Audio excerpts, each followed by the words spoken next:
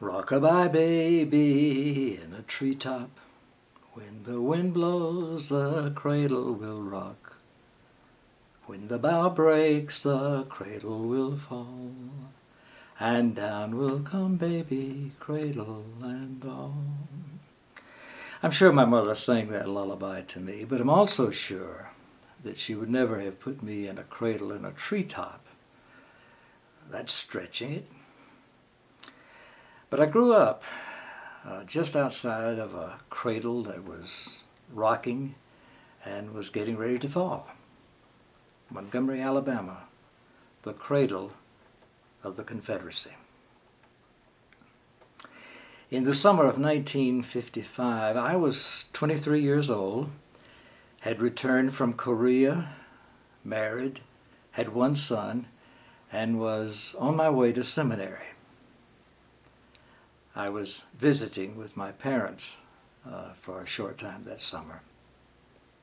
He was 26, married shortly after I did, had one son, had graduated from Boston Theological Seminary, and had been called to be the pastor of the Dexter Avenue Baptist Church in Montgomery.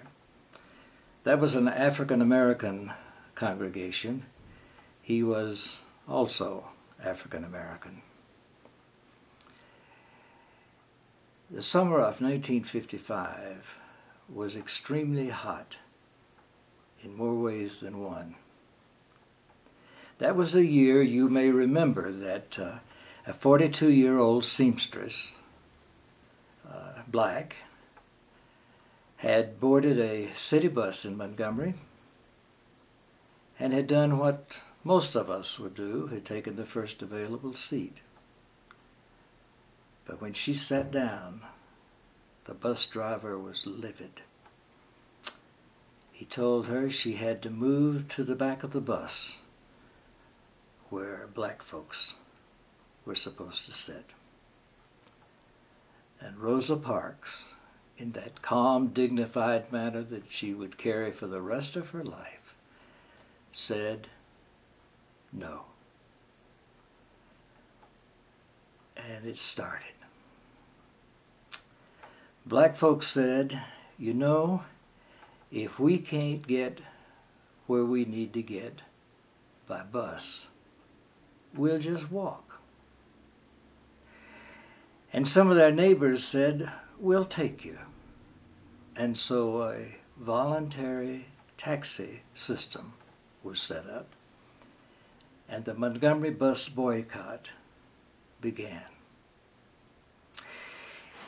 And the African-American community said, it's time for us to stop supporting a two-bit system that won't let us sit where we want to sit with our nickels and dimes.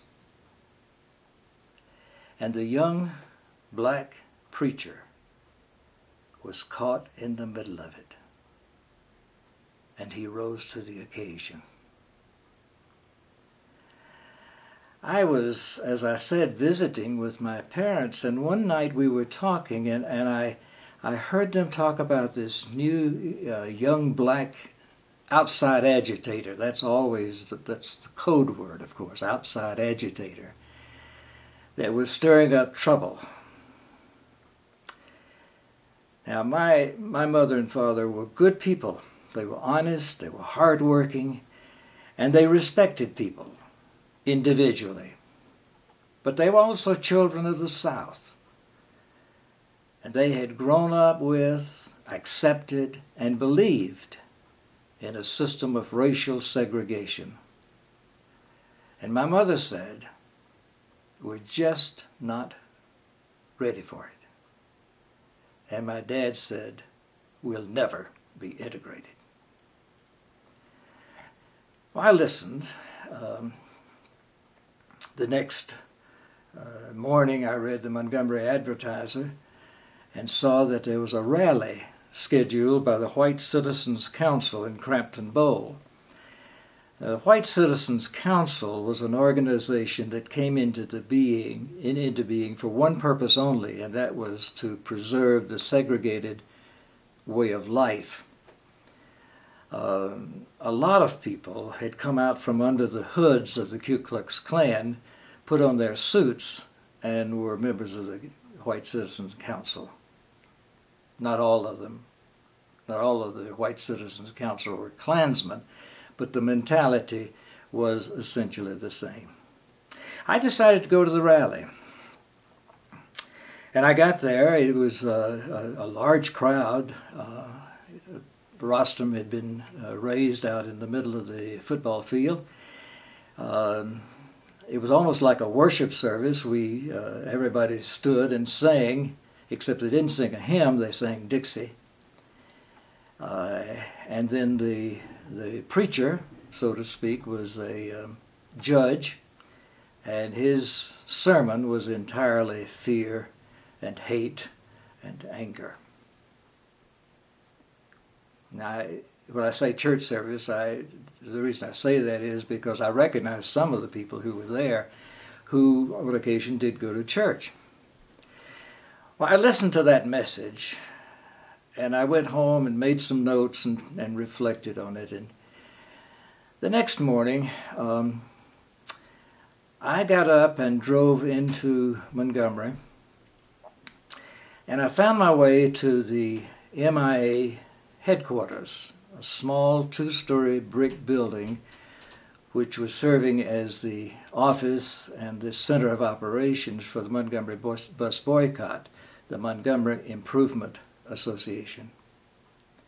I had heard talking as I approached the door, but when I opened the door and walked in, things got very quiet. Everybody in the room was black. The secretary asked me very politely if she could help me, and I said, yes. I said, my name is Max Hale, and I would like to meet Dr. King. And about that time, a young black man in suit came up and identified himself as one of Dr. King's aides. He also was a preacher, and said, Dr. King is busy right now, but I'll be glad to talk with you if you'd like. And I said, sure. I had made up a list of questions. I've lost those questions over the years, and I think probably it's just as well because I was writing down everything I heard, and I'm sure some of them would have been insulting. He and I had been talking for a few minutes when Dr. King came in. I stood and was introduced, and Dr. King and I shook hands, and we both sat down. And I continued to raise the questions that I had raised with the other gentleman and some more. And we'd been talking. King was very polite, answered the questions, and we were talking for about 4, 5, 7 minutes. And all of a sudden the door opened, and this older black man burst into the room, and I can still remember to this day. He said, I'm going to get a gun and I'm going to kill him, the next cop that stops me. When Dr. King took over the direction of the Montgomery bus boycott, he had told his people, we're going to win, but we're not going to fight. And I can remember to this day Dr. King looking to me and saying, Mr. Hale, I am sorry, but I need to spend time with the brother. And he rose, put his arm around the man, and they left the room. And I left a short time after that. In October, I believe it was, I was by this time in seminary in Vanderbilt, and I got word that the Dr. Martin Luther King Jr. was going to speak at Fisk University. Fisk was a prestigious black university. It had been in existence for years, and a center of culture and education in Nashville.